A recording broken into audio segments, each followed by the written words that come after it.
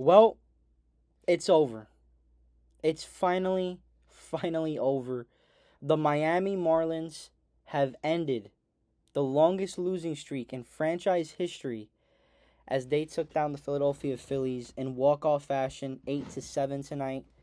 Just what a win! What a win! And I think every single Marlins fan, for the few of us that actually exist, I think we could all take a breather, a sigh of relief, take a chill pill, and say, "Man, it feels great to get back in the win column."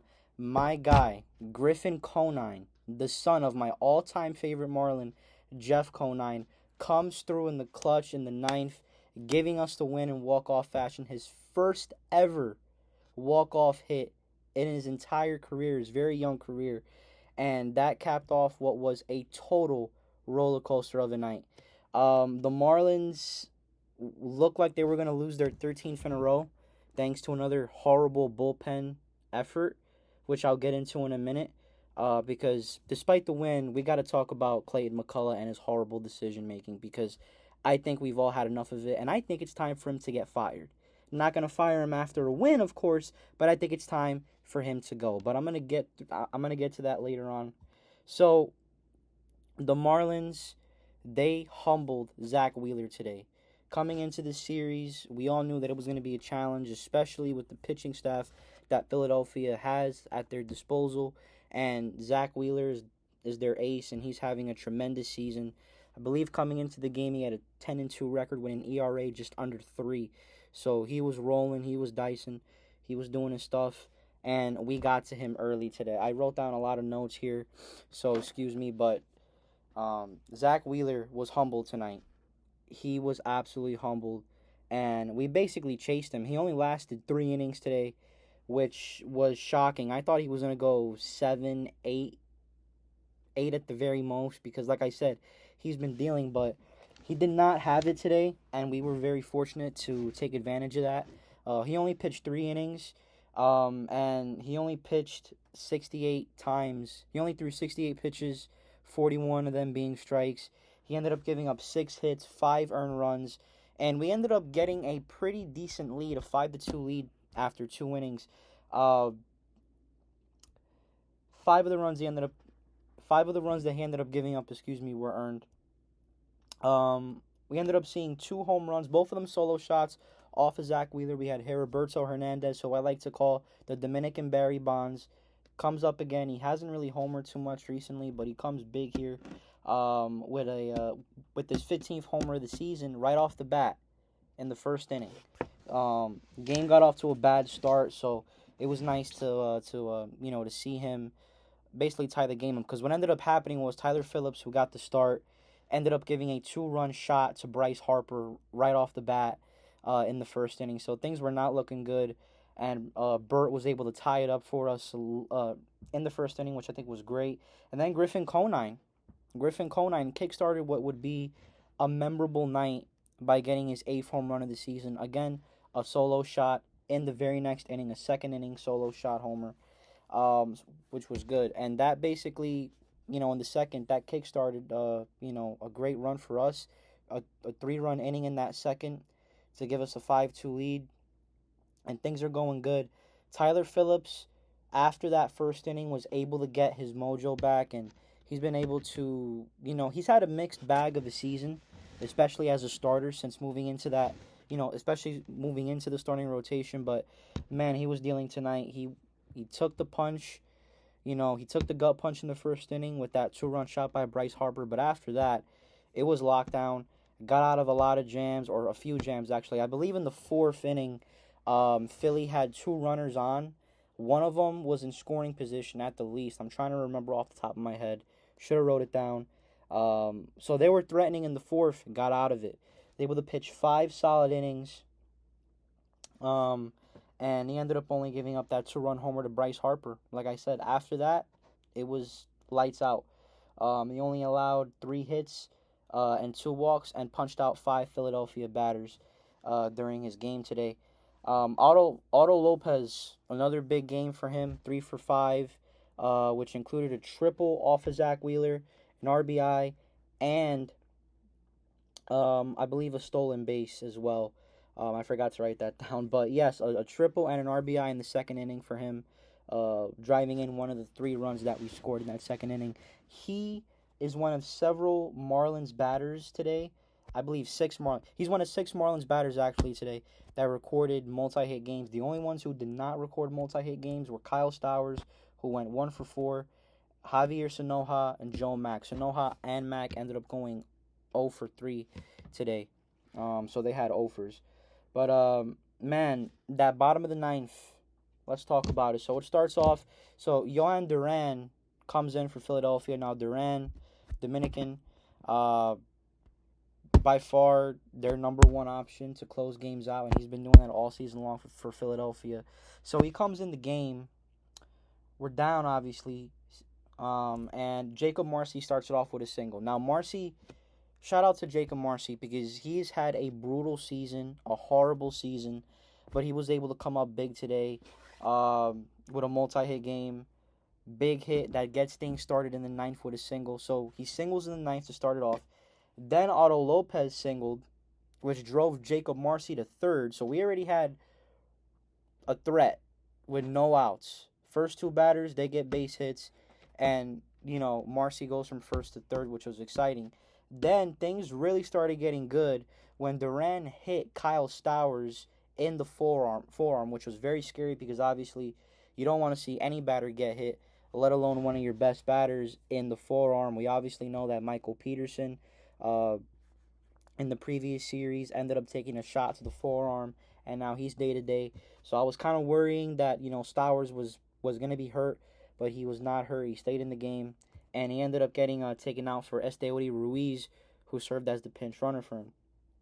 So with the bases loaded, Heriberto Hernandez already having that home run in the first inning, does it, ties the game up with a single, which drove home both Marcy and Otto Lopez to tie the game at 7.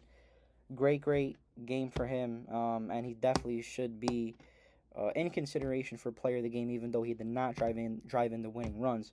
So Burt singles, ties the game up. Then Xavier Edwards singles, and Edwards has been having a pretty rough time in the last 10 games, has not had his bat going at all, but he gets it going here. And for the second time in the inning, the bases are loaded. Liam Hicks, strikes out. And then Griffin Conine comes up, and he wins the game. A single, base hit to right, and the Marlins went 8-7. It was an absolute thriller. I kid you not. I was jumping up and down. And it felt like we escaped a disaster because I mentioned Tyler Phillips. He pitches 5 innings, and then he gets taken out. Tyler Phillips threw 50 strikes on 76 pitches, and genius manager Clayton McCullough, who, like I said earlier, needs to get fired, decides to take him out of the game. Tyler Phillips is out. He should have been given the 6th inning. I do not understand why Clayton McCullough continues to make bad decision after bad decision when it comes to the pitching. Takes guys out too early, leaves guys in too long at times, puts in the wrong relievers. We ended up putting in Cade Gibson to start the 6th, and he could not get through the 6th. He could not. He could only record 1 out before being replaced by Tyler Zuber, and our 5-2 lead ended up dissipating as fast as you could say the F word 3 times in a row. It was awful. It was horrendous.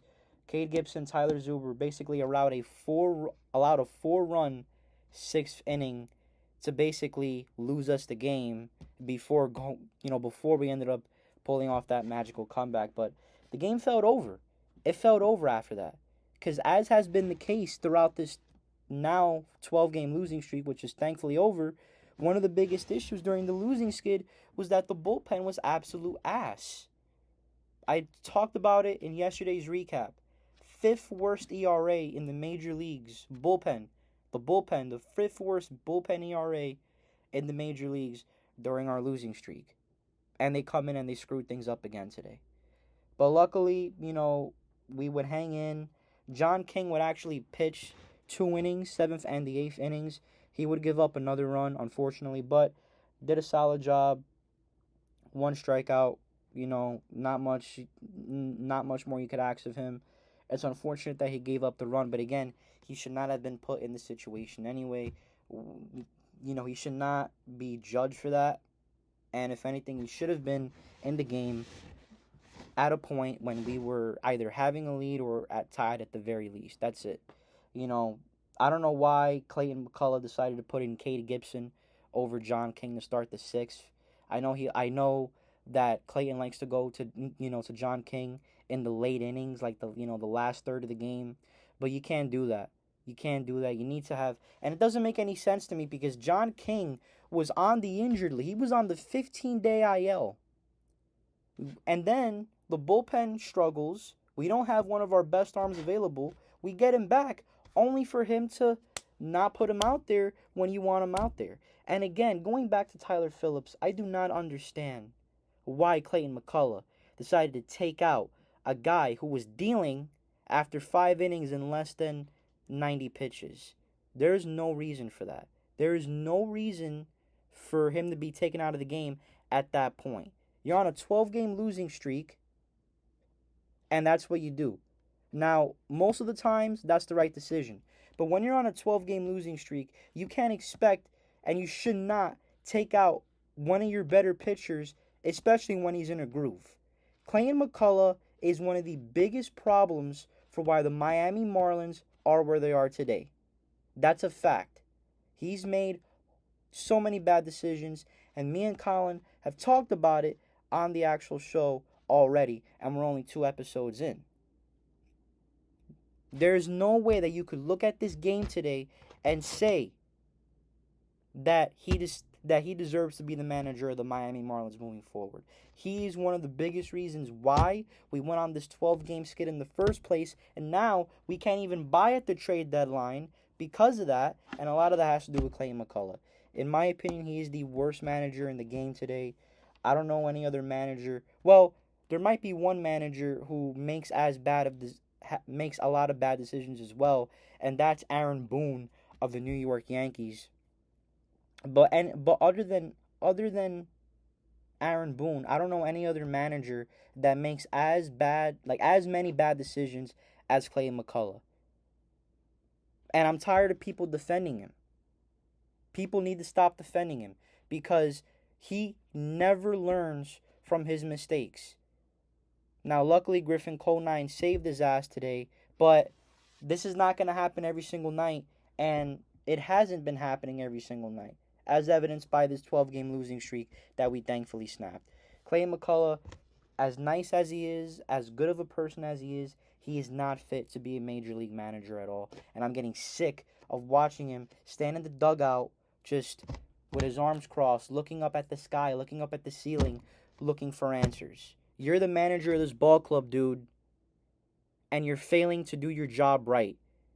If all the fans can sit on their chairs like myself and manage games better than you do, then you need to get fired because there is no reason why that scenario should even be in play. Anyway, the Miami Marlins, big win. Finally, we end this dreadful losing streak. I was not looking forward to losing this one. Hopefully, the Marlins can win a series for the first time in several weeks as they take on the Phillies tomorrow in Game 2. Hopefully, we get a win. Hopefully, we keep this baby going. And hopefully, we can get a winning streak starting tomorrow. Catch you all tomorrow for the recap after Game 2. Let's go fish.